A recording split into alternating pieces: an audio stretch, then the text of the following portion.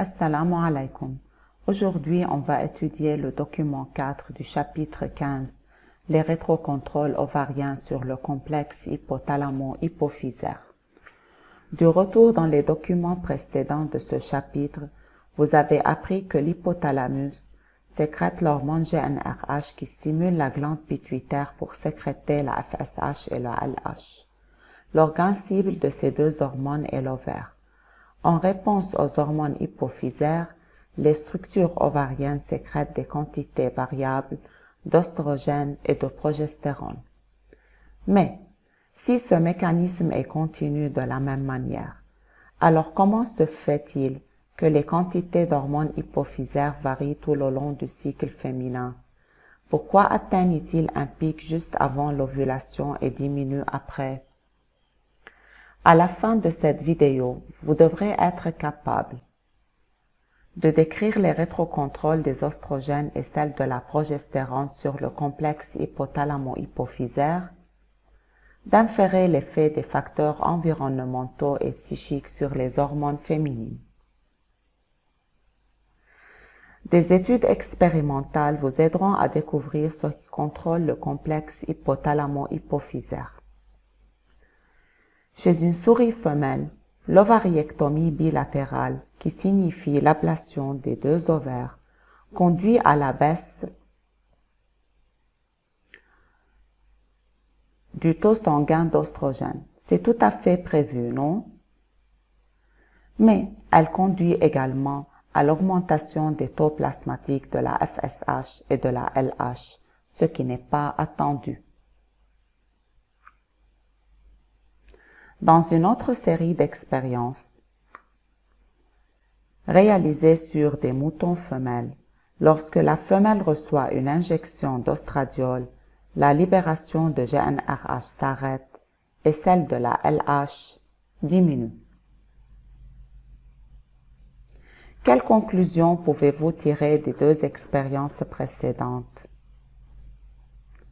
Il doit être évident que les variations des hormones ovariennes affectent la fonction du complexe hypothalamo-hypophysaire. Mais peut-on dire que les ovaires contrôlent l'hypothalamus et l'hypophyse? Et donc l'hypothalamus et l'hypophyse forment ensemble le centre de contrôle dans le cerveau. L'hypothalamus stimule l'hypophyse antérieure par des sécrétions pulsatiles de GnRH. À son tour, la glande pituitaire sécrète la FSH qui agit sur les ovaires, qui est l'organe effecteur, qui sécrète des quantités d'oestrogène et de progestérone en réponse à des quantités variables de FSH et de LH qui réagissent. Peut-on parler de rétrocontrôle? Mais qu'est-ce qu'un rétrocontrôle? Pour répondre à cette question, reportez-vous au document D de vos livres qui présente le système de régulation des hormones ovariennes. Ce document montre comment le niveau d'hormones ovariennes est régulé dans le corps féminin. Stimulé par l'hypothalamus, l'hypophyse libère de la LH et de la FSH. L'organe cible de ces hormones est l'ovaire. L'ovaire répond en sécrétant une quantité d'oestrogène et de progestérone. Ainsi, le niveau d'hormones ovariennes dans le sang change. L'hypothalamus et l'hypophyse détectent cette modification du taux d'hormones ovariennes. Le système de rétrocontrôle réagit en modifiant tour à tour les quantités de FSH et de LH et le cycle continue.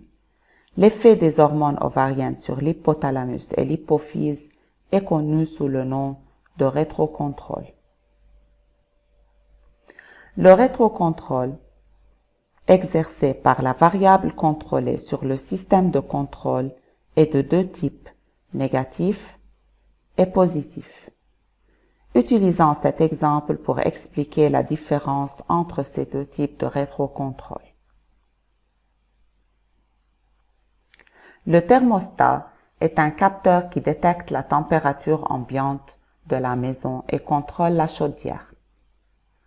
La chaudière est l'appareil de chauffage qui chauffe toute la maison. Dans cet exemple, le thermostat est le détecteur du paramètre contrôlé qui est la température ambiante. Et en même temps, c'est le centre qui contrôle l'activité de la chaudière. La chaudière est donc l'effecteur, qui modifie son activité en réponse au thermostat, en augmentant ou en diminuant la chaleur dégagée.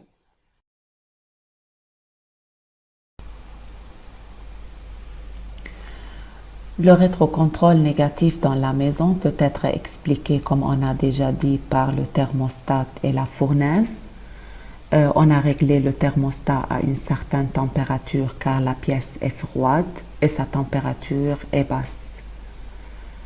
Le thermostat envoie un signal électrique à la fournaise qui va répondre en pompant de l'énergie thermique pour chauffer la pièce.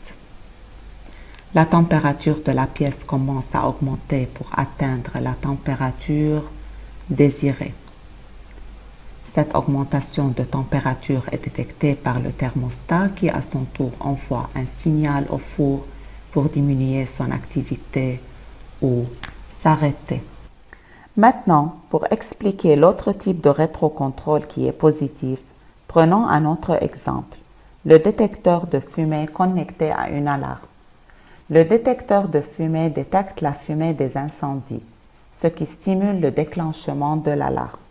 Dans le même exemple de la maison, disons qu'un détecteur de fumée détecte la fumée dans la pièce en cas d'incendie. Le détecteur de fumée stimule le déclenchement de l'alarme. Mais à mesure que la fumée se propage ou devient plus intense, le détecteur de fumée provoque le déclenchement de plusieurs alarmes d'une manière plus intense. Dans ce cas, on dit que l'augmentation de la fumée favorise une augmentation de la réponse du détecteur de fumée et donc de l'alarme. Il s'agit d'un rétrocontrôle positif. L'expérience réalisée dans le document A de vos livres montrera les différents types de rétrocontrôle exercés par les hormones ovariennes sur l'hypophyse. À la fin de cette expérience, vous saurez quand ce rétrocontrôle est négatif et quand il est positif. Dans cette expérience, une femelle singe qui a été ovariectomisée plus tôt reçoit 2 injections différentes d'ostradiol. À partir de T0, elle reçoit une injection constante et continue d'une petite dose d'ostradiol, alors qu'elle reçoit une seule overdose d'ostradiol à T1. La première courbe du document A montre comment le taux d'ostradiol varie tout le long de l'expérience. On distingue facilement 3 variations différentes du corps de la femelle singe. Avant T0, et puisque les ovaires du singe sont enlevés, le niveau d'ostrogène diminue dans son corps pour être approximativement nul. Mais après T0, quand elle reçoit des petites doses constantes et continues d'ostrogène, le niveau d'ostrogène augmente dans son sang et fluctue autour d'une valeur modérée tout le long de ses injections. Mais quand elle reçoit une seule injection overdosée d'ostrogène, la quantité d'ostrogène augmente soudainement pour atteindre un pic. La deuxième courbe du document B montre comment le niveau de LH change automatiquement dans le sang de la femelle singe tout le long de l'expérience. Vous pouvez facilement distinguer 3 variations différentes du niveau de la LH. Il est donc évident pour vous que la modification des taux des hormones ovariennes oestrogènes dans le sang exerce un rétrocontrôle pour les hormones hypophysaires. Maintenant, je veux que vous posez la vidéo et d'indiquer pour chaque phase dans cette expérience le type de rétrocontrôle convenable.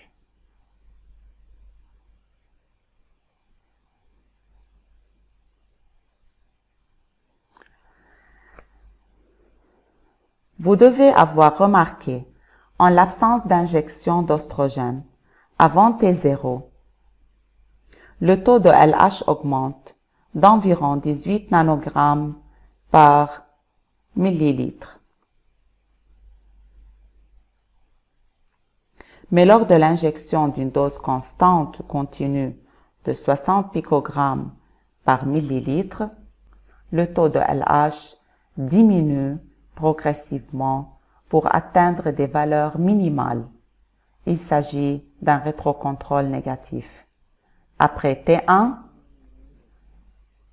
l'unique injection overdosée de 600 picogrammes par millilitre cause l'augmentation brutale de LH dans le sang. Il s'agit d'un rétrocontrôle positif. Vous pouvez maintenant utiliser ce que vous avez appris sur les types de rétrocontrôle pour comprendre l'interaction entre le cycle ovarien et le cycle hypophysaire illustré dans le document B de vos livres. Notez qu'au début de la phase folliculaire, lorsque le niveau d'oestrogène est très bas, les niveaux de LH et de FSH augmentent en raison du rétrocontrôle négatif. De même, lorsque le niveau d'oestrogène augmente modérément à mesure que le follicule se développe, les niveaux de LH et de FSH diminuent également en raison du même rétrocontrôle négatif. Mais à la fin de la phase folliculaire, là où le follicule a sa taille maximale, l'augmentation soudaine et significative du taux d'oestrogène exerce un rétrocontrôle positif sur les sécrétions hypophysaires qui enregistrent également un pic. Le pic de LH à ce stade est appelé le pic pré-ovulatoire. Après l'ovulation, pendant la phase lutéale, les taux élevés d'oestrogène et de progestérone exercent un rétrocontrôle négatif sur la sécrétion des hormones hypophysaires. Le document C de vos livres résume l'ensemble de rétrocontrôle dans un schéma fonctionnel. Nous voyons comment l'hypothalamus agit sur l'antéhypophyse en sécrétant la GnRH. L'antéhypophyse sécrète à son tour la FSH et la LH au début de la phase folliculaire, ce qui conduit au développement du follicule, qui sécrète des quantités modérées d'oestrogène. Le taux modéré d'oestrogène exerce un rétrocontrôle négatif sur le complexe hypothalamo-hypophysaire. Alors que juste avant l'ovulation, le follicule mûr sécrète des quantités élevées d'oestrogène, ce qui exerce un rétrocontrôle positif sur le complexe hypothalamo-hypophysaire qui conduit à l'ovulation. Après l'ovulation, la formation du corps jaune dans l'ovaire est responsable de la sécrétion des taux élevés de progestérone et d'oestrogène ensemble, ce qui exerce un rétrocontrôle négatif sur le complexe hypothalamo-hypophysaire. Il est très important que vous référez à la carte conceptuelle de la page 306 de vos livres pour avoir un aperçu sur la régulation des hormones sexuelles féminines. Commençons d'en bas du cycle utérin, qui montre les modifications cycliques de l'endomètre. Ce cycle utérin est régi par les hormones ovariennes sécrétées par les structures ovariennes. La croissance ou la formation de ces structures sont contrôlées par les hormones hypophysaires. Ces hormones hypophysaires sont stimulées par l'hypothalamus, qui fait partie du système nerveux. Vous savez bien que le système nerveux est le système qui répond aux stimuli externes de notre environnement et contrôle tous les autres systèmes corporels et modifie leur action en fonction du changement de l'environnement. C'est pourquoi le cycle féminin n'est pas indépendant des stimuli externes. Le cycle féminin peut être affecté par toute situation stressante à laquelle la femelle est exposée, aux médicaments qu'elle prend, régime alimentaire qu'elle suit, son activité physique. Cette vidéo était enregistrée par Nancy Rosson. Merci pour votre attention.